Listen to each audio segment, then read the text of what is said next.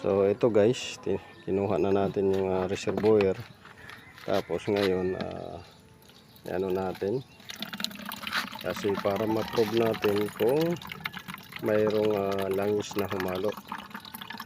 So tubig ang nakalagay dito, mineral water.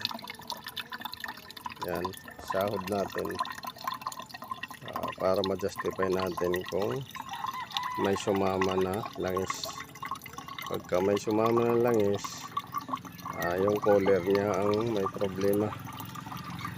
Pero kung walang sumama na langis, doon sa dipstick ang dumami, doon sa head gasket. So try natin muna yung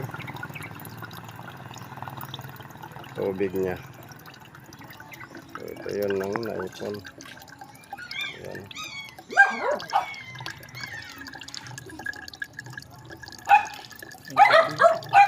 Magmarka dito.